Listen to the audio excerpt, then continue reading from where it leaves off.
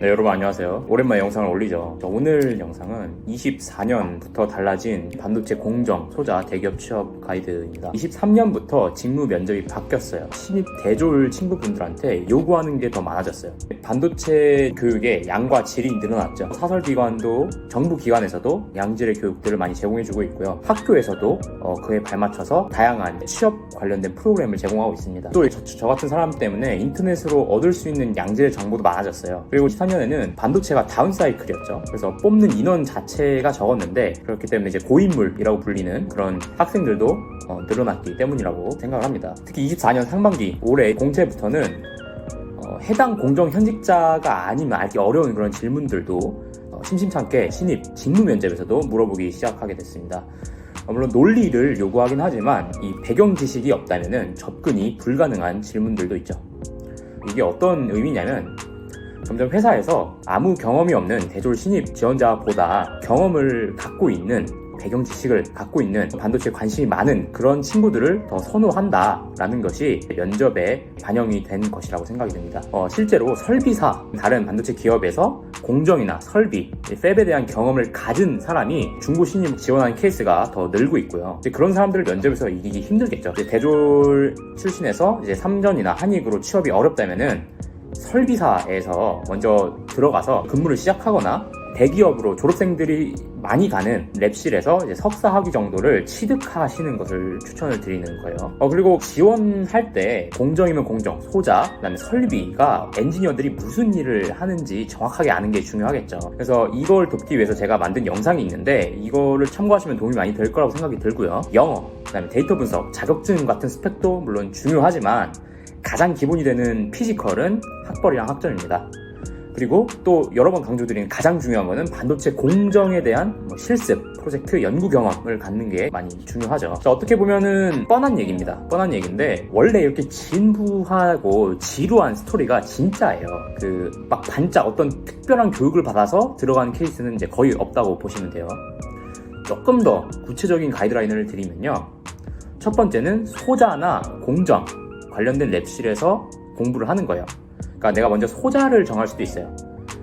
보통 이제 재료공학과, 신소재공학과나 전자공학과에서 있는 반도체 소자에 대한 랩실들이 삼성에서 하고 있는 디램, 플래시, 로직, 연구 단계에 있는 2D 채널이라든지 2D 반도체, 그다음에 산화물 반도체, 그다음에 아니면 M램, P램, R램, 차세대 메모리를 연구하는 랩실로 가셔도 됩니다.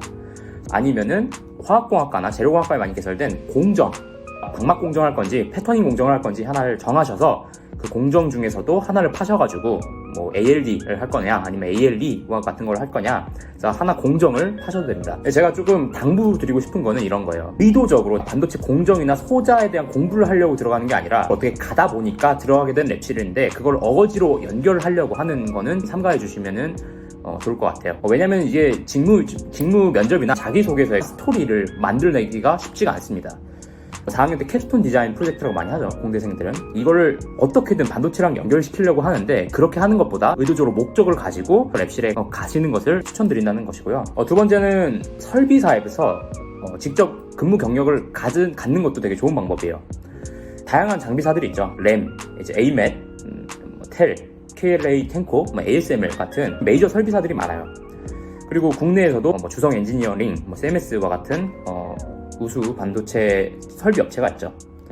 이런 회사들은 삼성이나 하이닉스의 장비를 공급하는 회사들이에요. 그렇기 때문에 대기업과 같이 협업을 해가지고, 물론 여기도 대기업이죠.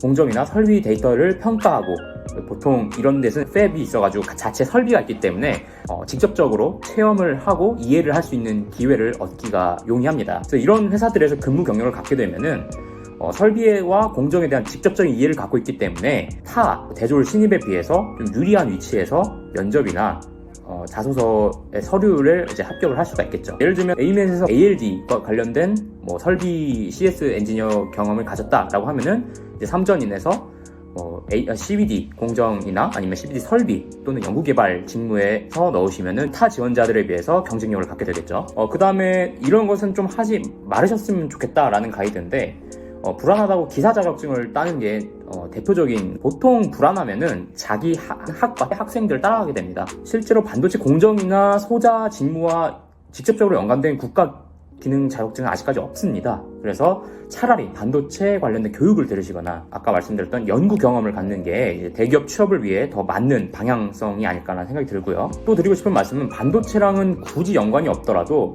학교 수업에 충실하는 거예요. 아무리 반도체 교육을 많이 받는다고 해도 이 현업에서 일을 하는 것이 아닌 이상 비슷하게 됩니다. 그래서 이 지원자들 사이에서 변별력을 갖기 위해서 전공 지식이 탄탄한 사람을 이제 선호하게 되는데 학점으로 그걸 체크할 수가 있겠죠. 학점 관리를 꼭 해주시고 또 하나 드리고 싶은 말씀은 반도체에 대한 관심을 많이 가지시고 이 용어에 익숙해지시는 거예요. 내가 면접에 가서 이 반도체에 대한 용어를 할 수 있으려면은 내가 일단 그 용어를 이해하고 있어야 되고요. 이해하는 걸로만은 부족하죠. 여러 번 듣고 말하면서 반복이 돼서 익숙한 상태가 되어야지 면접에 가서 얘기를 할 수가 있어요. 근데 이제 대졸 신입분들은 이거에 익숙하기가 어렵죠. 왜냐면 학교에서 배우는 지식들은 교과서에 나오는 내용이고 아직 현업에 대한 이해도가 좀 낮을 수밖에 없기 때문에 미리미리 이제 현직자 선배들도 만나보고 다양한 정보들을 수집을 하면서 반도체에 대해서 익숙해지는 거죠. 수율에 대한 개념, 공정 최적화, 신뢰성, 품질, 현업에 대한 용어일 수도 있고요. 아니면 디램, 플래시, 트랜지스터 이런 반도체의 기본 개념들을 미리미리 체득을 시켜두세요. 정리를 해두시고 면접에 가서 수월하게 얘기를 하실 수 있고 이 사람은 정말 준비된 지원자다라는 인식을 불러일으킬 수가 있을 것 같습니다. 그래서 오늘 이렇게 좀 기본적인 반도체 대기업 취업 가이드라인에 대해서 얘기를 해드려봤는데요. 크게 달라진 건 없습니다. 본질은 그대로이고 좀 더 미리미리 반도체에 대한 관심을 가지고 지원을 해주시면 충분히 좋은 결과 있으실 거라고 생각합니다. 더 좋은 영상으로 찾아뵙도록 하겠습니다. 안녕.